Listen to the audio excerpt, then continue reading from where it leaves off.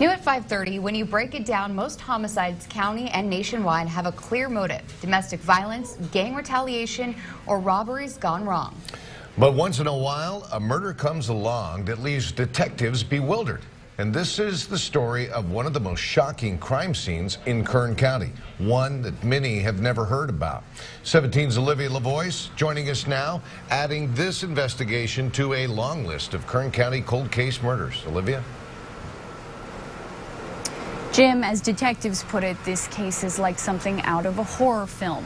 The morbid details never shared with the public until now. So we warn you, this story will be disturbing to some viewers. In 2011, someone ended the life of a woman, and since then, she and her loved ones have never really had a chance at getting justice. But you could change that. You might hold the answers that could solve this case. It's one of the most scenic parts of Kern County. Orchards and vineyards spread along the rolling foothills at the base of Bear Mountain.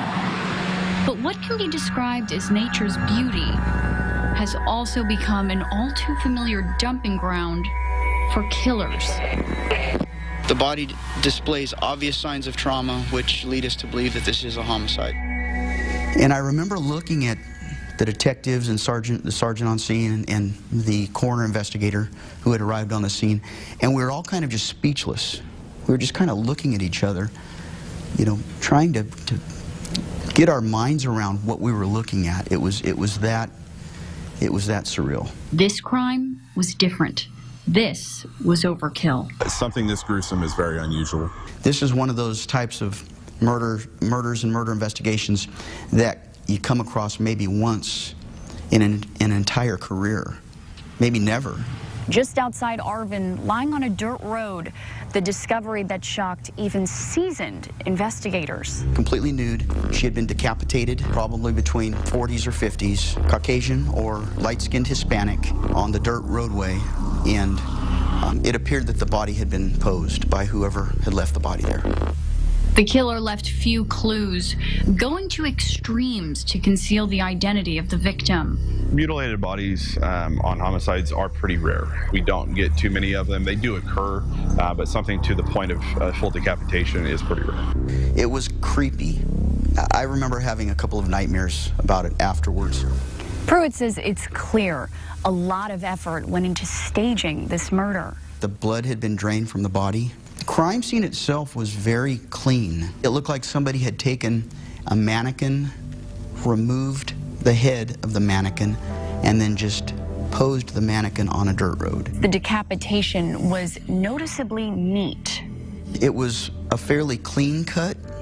They didn't just, the body wasn't just haphazardly dumped out of a moving car or dumped out of a car that pulled over on the side of the road.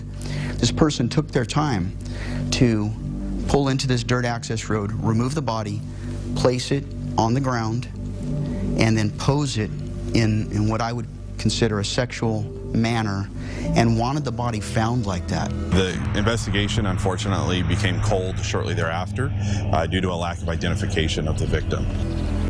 The woman had no signs of drug use, no tattoos, but there were some distinctive features that give some insight into the life she led.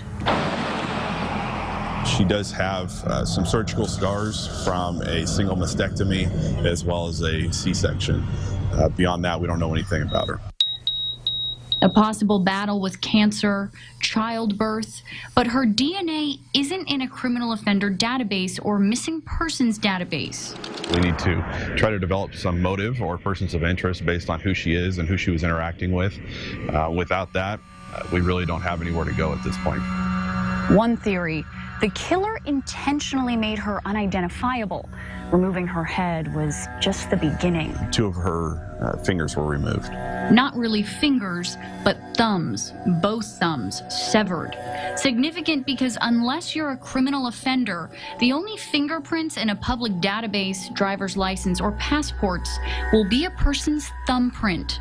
But investigators say right now, everything is purely speculation. There's a suspect or suspects out there who committed this crime, and apparently were fairly comfortable committing this crime, and they're still out there. Short of somebody coming in here and telling us why it is they did it, I don't know that we'll really ever have an answer to it. Because the woman's head was never found, it's still unknown exactly how she was murdered.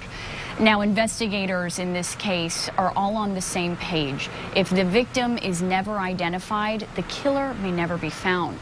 Detectives are making this case public only now due to the obvious challenges they're facing. If the victim were to be identified, it would open up numerous avenues in the investigation.